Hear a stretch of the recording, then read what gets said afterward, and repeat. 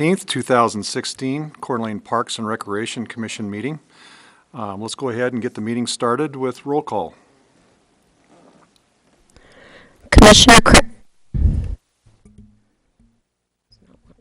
Commissioner Cranston? Here. Commissioner McDowell? Commissioner Lean? Commissioner Tate? Commissioner Hill? Commissioner Wood? Here. Commissioner Edinger? Here. Commissioner Burgess? Commissioner Foster? Okay, thank you. We don't have a quorum tonight, but fortunately we just have information-only items tonight, so we won't be taking any action on any of the agenda items. Why don't we go ahead and proceed? If Christy, if you'd lead us in the Pledge of Allegiance. Be happy to. Thank you. I pledge allegiance to the flag of the United States of America and to the republic for which it stands, one nation, under God, indivisible, with liberty and justice for all. Thank you. We don't have any action items tonight, but I'll go ahead and ask, Ron or Christy, do you have any conflicts of interest with any of the items on our agenda tonight? I do not. Thank Okay. you. We'll go ahead and table the approval of our last meeting's minutes until we have a quorum. So, Melissa, if you would, we'll just carry those over to our agenda item in our next meeting. And that brings us right along, Bill, to staff report. Thank you, Commissioner. So let's go into recreation stuff. Our youth basketball numbers are very strong this year. We've got a lot of kids registered, roughly 600, which gave us 60 teams. We also were able to secure our agreement with McGrain Center. Went through council. That's up and going again. So we've been with them doing lessons there. I think it's 13 years, maybe 14 years now. Our youth wrestling camp registration is coming up in December. Great collaboration with Pat Whitcomb and the NIC wrestling team to get kids involved, get the kids involved in wrestling. We also had a very successful event. We had the Capitol Christmas Tree come to town last Friday. A great shout out to the mayor for speaking. Fire and police pitched in. Shoshone Cooper with the Forest Service was taking the lead on this. Terry Cooper and the Downtown Association helped out.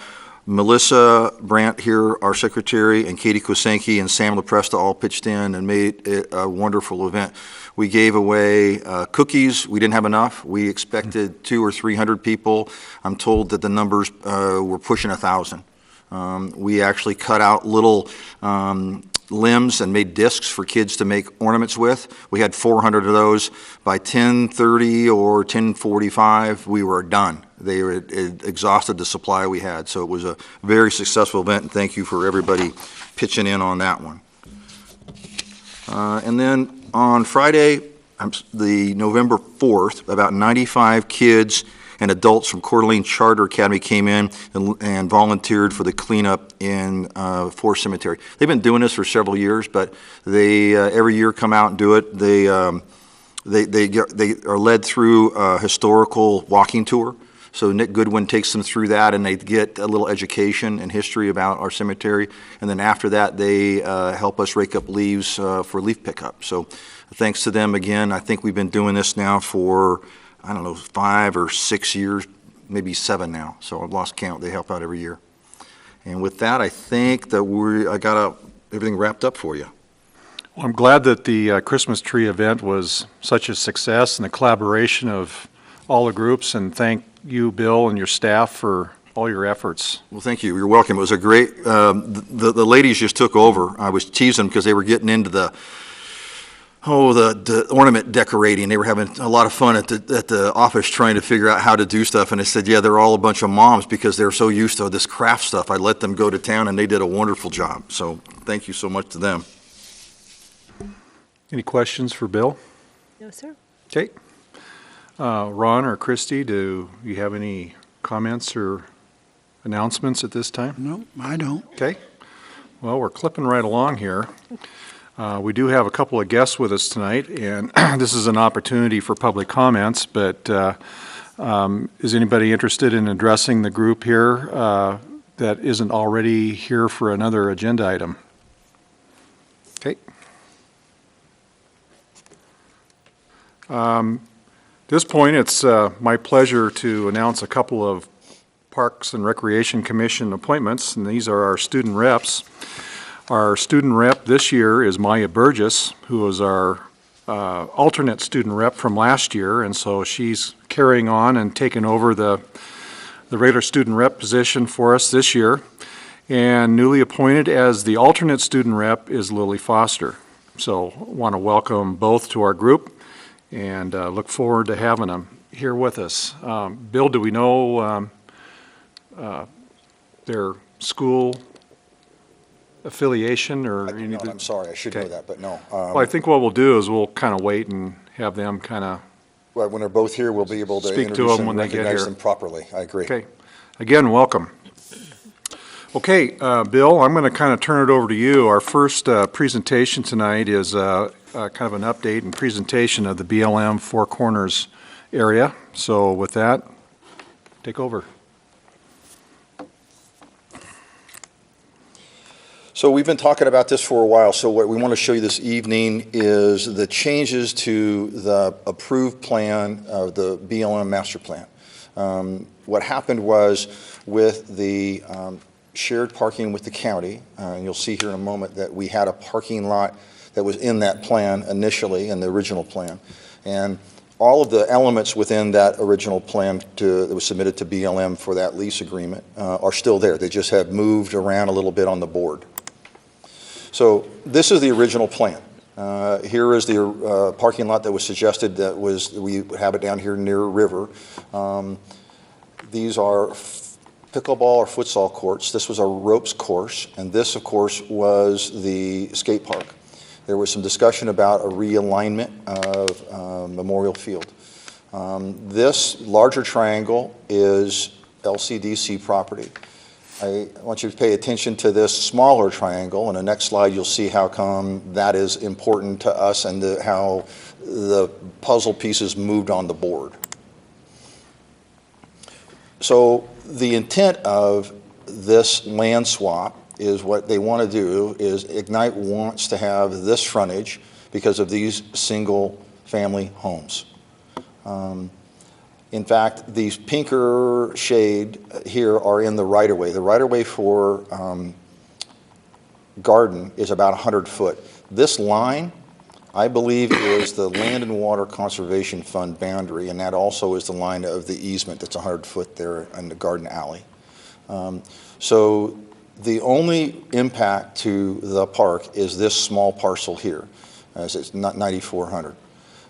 They wanted to swap that for this, and so the parks will get a gain of over 10,000 square feet in parkland. And you'll see in the next slide how that's really important for the center, or really the hub, of this next proposal here.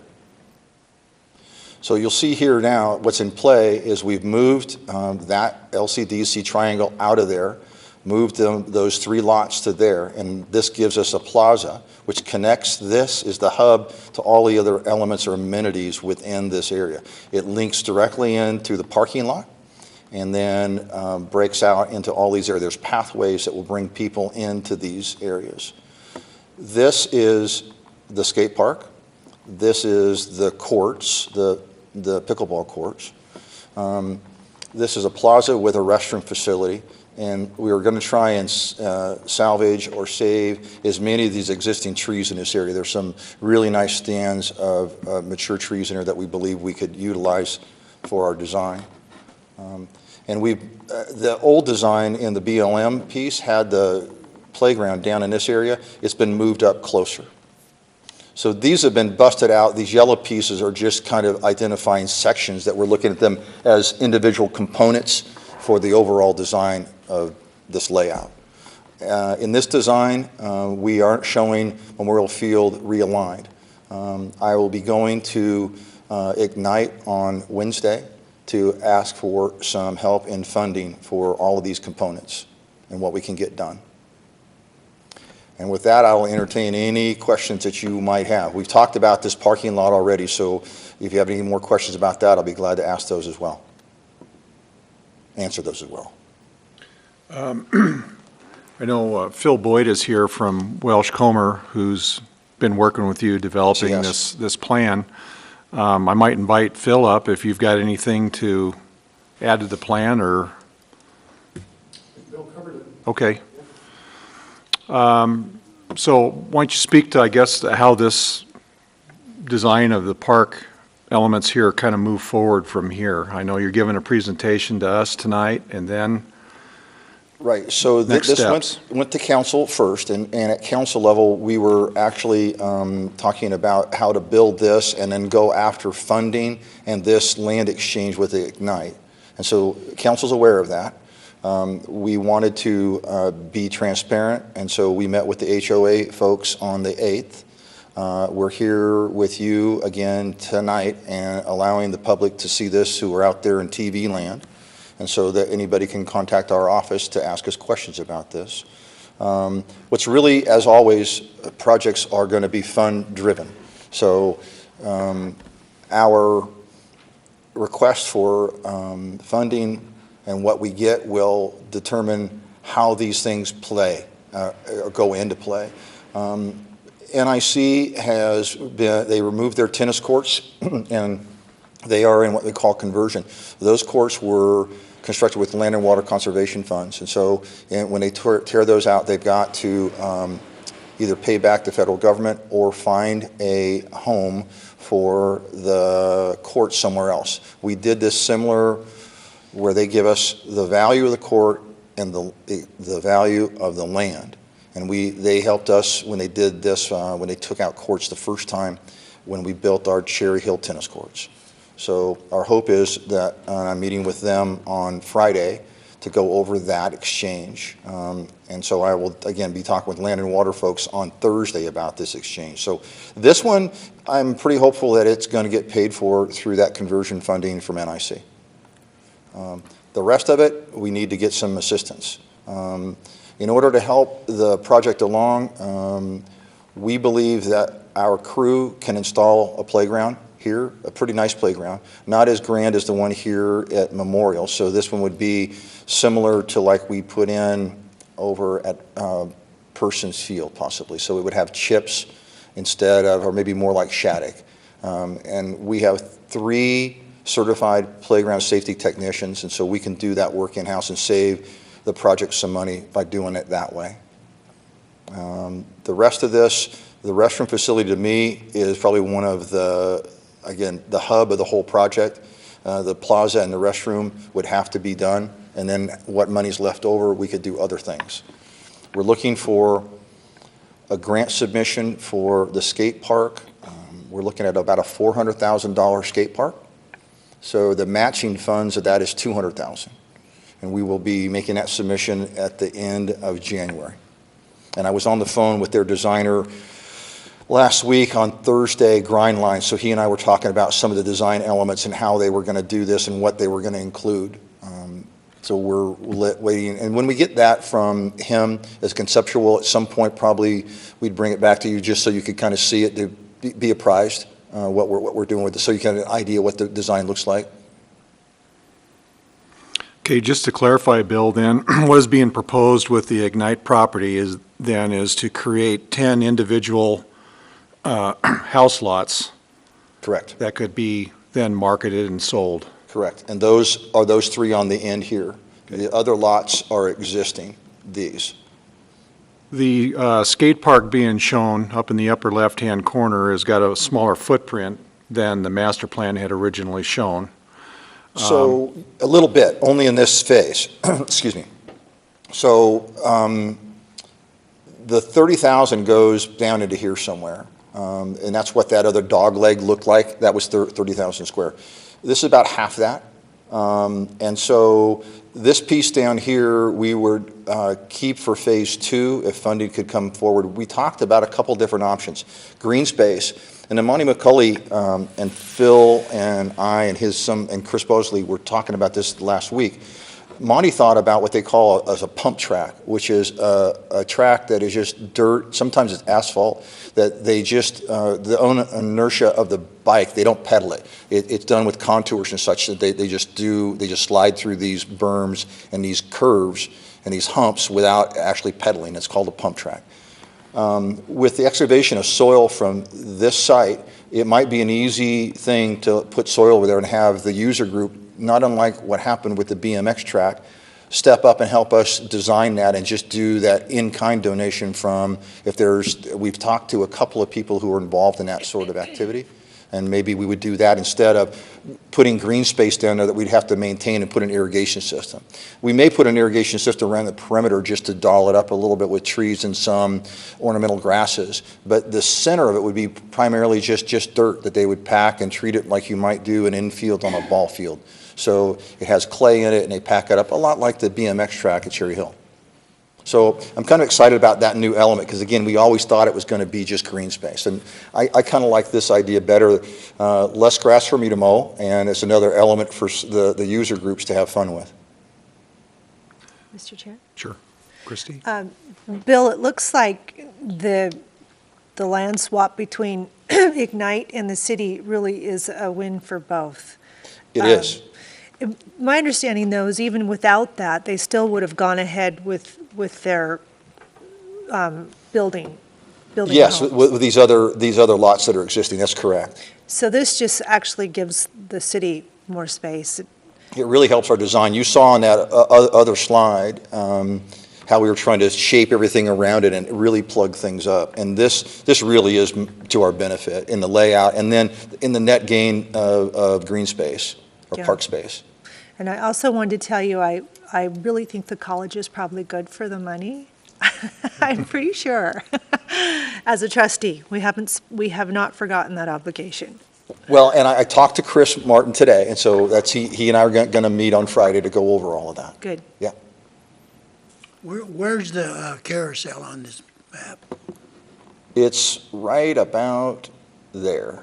It doesn't there? show it in this Shown in plan. that green space is not showing the physical So building initially, there yet. Ron, originally this green space was set aside for them to build, but they came along with their fundraising much quicker than expected. So we always had that as a footprint for them to be there, and so we just didn't show it. It was just green space. So right there. Okay, and then you're gonna go to Ignite Wednesday Correct. and make a pitch for some money? Correct. Because you asked me to, or you said I could. Bill, under this proposed work scope in developing the park here, is there going to be any improvements to Memorial Field as part of that? Not in this plan at this time, no. So there's two elements within that. So the field needs to be raised and new irrigation system. We don't believe we can realign it, what we talked about. That right field comes out into here a little bit.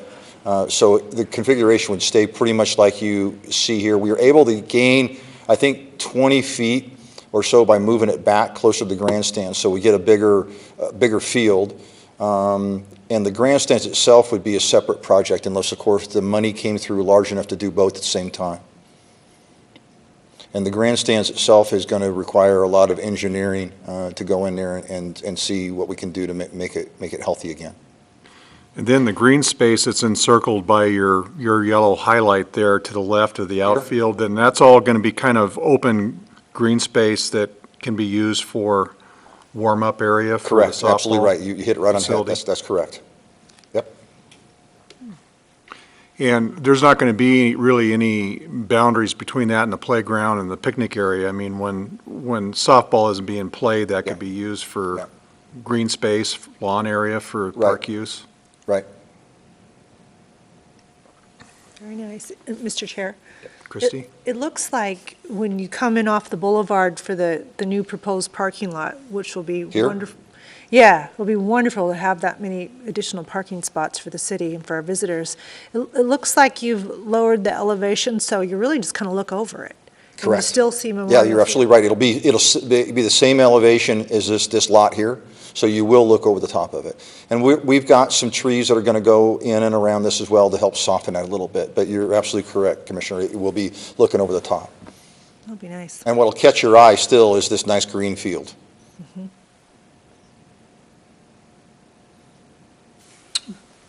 Any other questions? Nope. Thank you, Bill. Thank you. Thank you, Phil.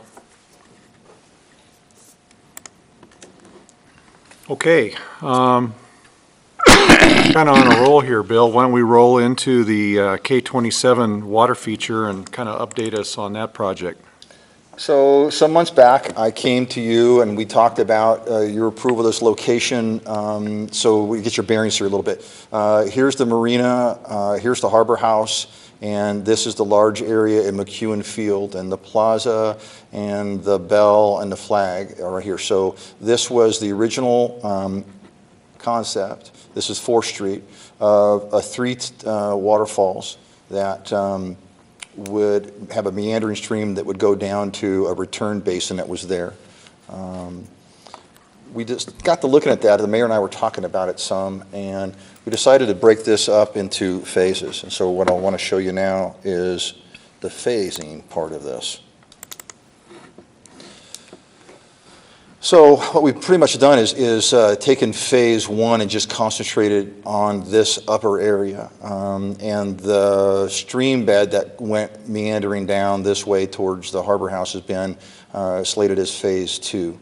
The design of the 3 waterfalls are there, but they've just been changed around a little bit. So they can each be named. So what John Mueller had done is, as you recall, he was making this similar to the one that's in D.C., the policeman's memorial that's there. So we have Remember Falls, Honor Falls, and Respect Falls. So there are 3 of those.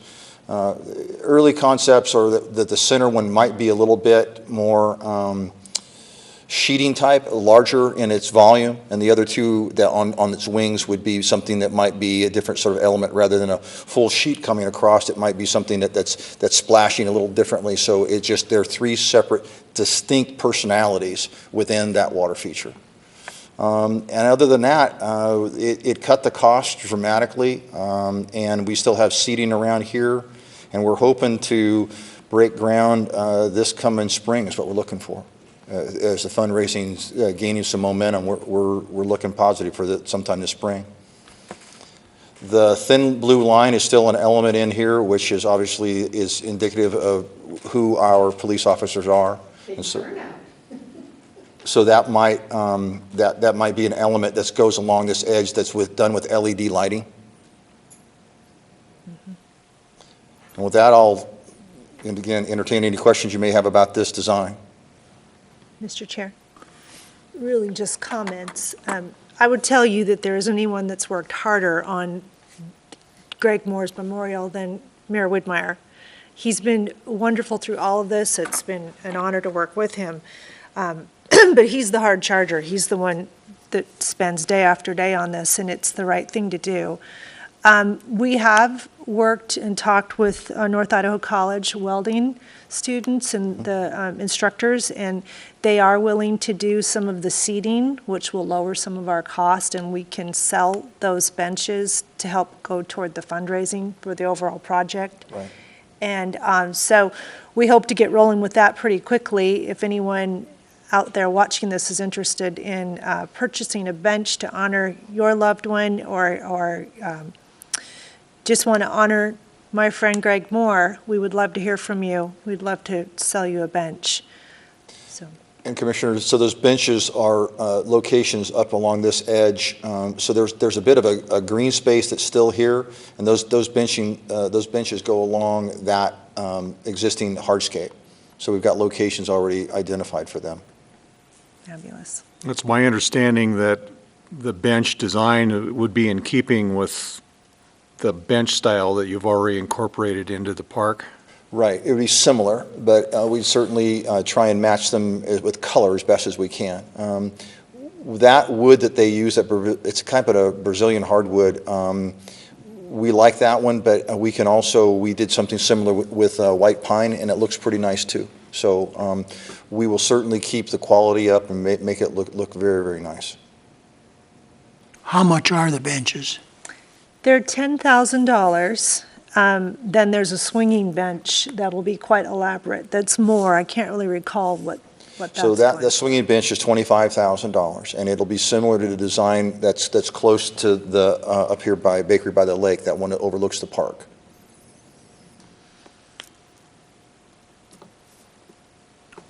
Great. What, excuse me. Go ahead, Ron.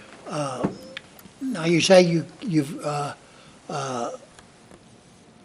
cut the design a little bit back, Right. so the part that you have right now, what's the cost of that gonna be?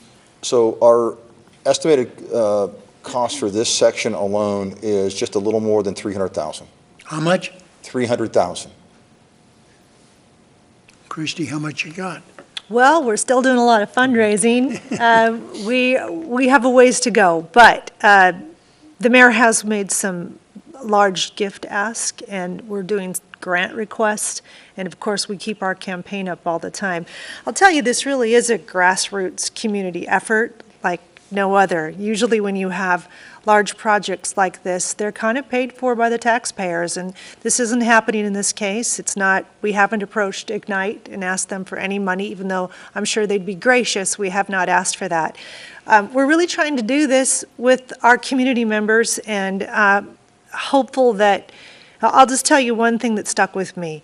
Last summer when we did the concert for Greg, and Pastor Rodney came and read the letter from Dylan, which is Greg's son. His letter ends with, he can't wait to come to this wonderful location to be with his dad. So that's going to inspire us to take as long as we have to get this done. We're going to get this done. We need a place for everyone to come and reconnect with our friend Greg Moore, who gave his life for this community. And so we're going to get it done. So, Bill, with the concept of this memorial then, I guess, what are the steps that are being taken to kind of get that out there in the community so that everybody Well, understands? the fundraising The project. is going forward. They're trying to get the word out. You can contribute through Panhandle Parks Foundation is one, and I believe, Christy, you had a different one as well? You can just go to k27forever.com, and it leads you right to a We Fund for You site. Right. So as we move forward and we get more of an idea when we're going to break ground, I'll come back and keep you guys updated as to the progress and how it will impact the park and what we're going to do to minimize that impact to all the park users. So I'm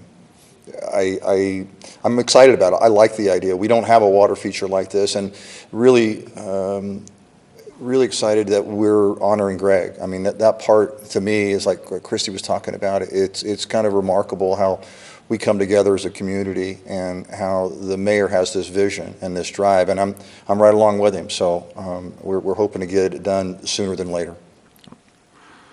Well, we certainly encourage the community to get involved, and Christy, thank you for all your efforts on the project. Absolutely.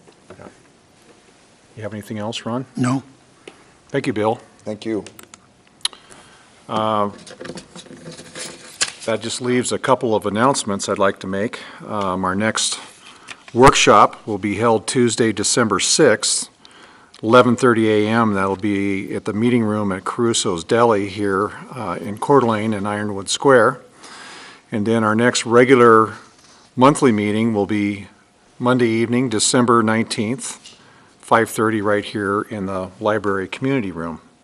Do you have any agenda items at this time to kind of give us an advance? Yes, so on that December 19th agenda item, we have the accessible launch dock that's over there near the 11th Street Marina, and the entrance, the accessible trails entrance to Tubbs Hill, right in that area. There's a little beach that we're looking at. We have a grant to help us build that, so it'll be coming back to you for some more review.